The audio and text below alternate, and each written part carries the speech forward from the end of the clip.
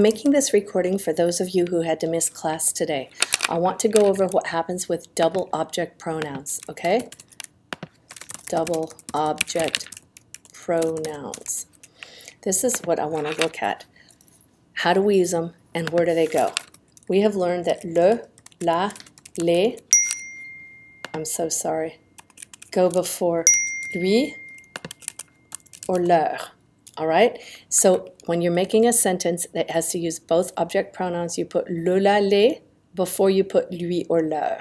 All right? So let's look. What would we replace les ciseaux with? We would replace it with les. What would we replace à Josette with? Lui. Okay? Why would we replace it with lui? Because it has this preposition first plus the noun. Okay? What kind of a sentence would we end up with? Je les lui donne. Please note that les comes before lui. Je les lui donne. Okay? Now let's look at it in the passé composé.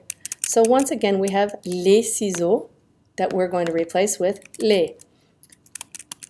We have à Josette, we're going to replace it with lui, even though she's a female. If it's à plus a male, if it's à plus a female, we use lui.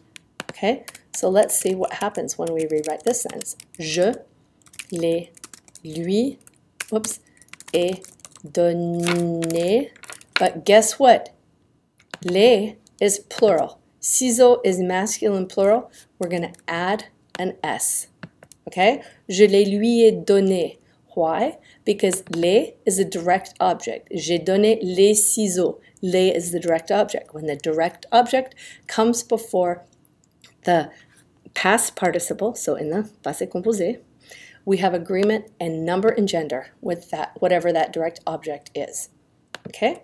Let's look at tu offres les gommes à Pauline. Les gommes, we're going to replace it with what? Les. That's right. What about à Pauline? What are we going to replace à Pauline with? We're going to replace it with lui. Let's rewrite that sentence.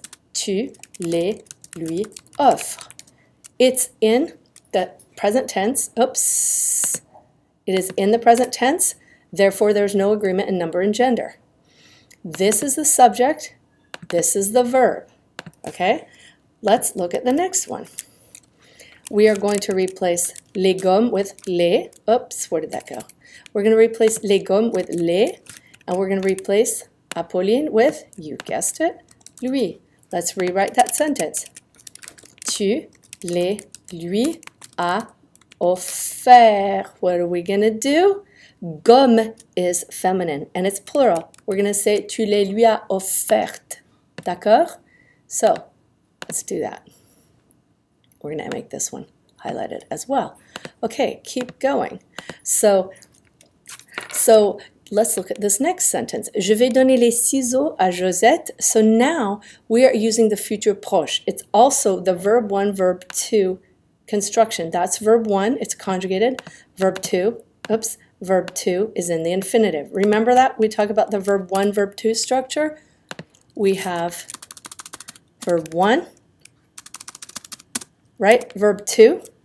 Okay, so this works a little bit differently. Let's see what happens. We're going to replace les ciseaux with les, right? And we're going to replace à Josette with lui, correct? Yes, we're going to say je vais les lui, donner. So you probably noticed that les, blue, lui, red. Okay? Je vais les lui donner. Notice that les lui goes right before the verb that it's connected to in meaning. You have two verbs here, but they go right before the verb it's connected to in meaning. Okay? Let's look at the next one. How are we going to do this?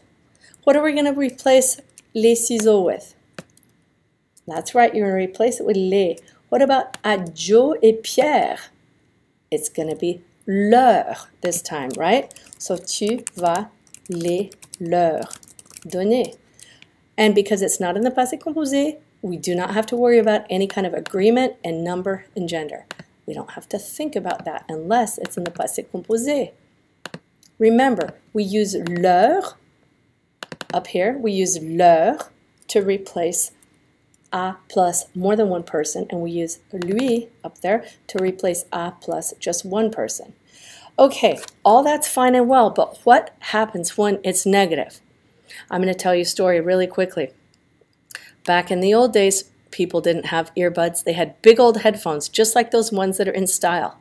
And you know, we have always taught you that you have ne, verb, pas, correct? That you have ne on one side of a verb and pas on the other side of the verb, and nothing comes in between. When I was a senior in college, we had telephones down the hall, and when you were in your dorm room, you got a beep or a beep beep to let you know you had a phone call. Somebody would be sitting down at the front desk of the dorm, and if your last name started with A or B or C or whatever, you had a roommate, and if your last name became before theirs in the alphabet, you got one beep. If your last name came after your roommate's in the alphabet, you got two beeps. So you knew if you had a phone call and you went way down to the end of the hall to take a phone call. Well, a girl named Karen picked up the phone, and something flew into her ear, and she started to scream. And we took her to the emergency room. It was a moth, and they just put a bunch of saline solution into her ear, and the moth crawled out, and all was well. But guess what?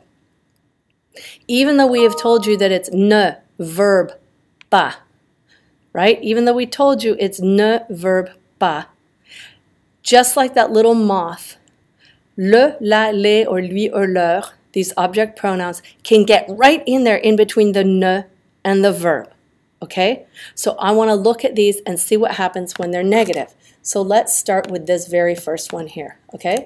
Je ne les lui, donne pas, okay?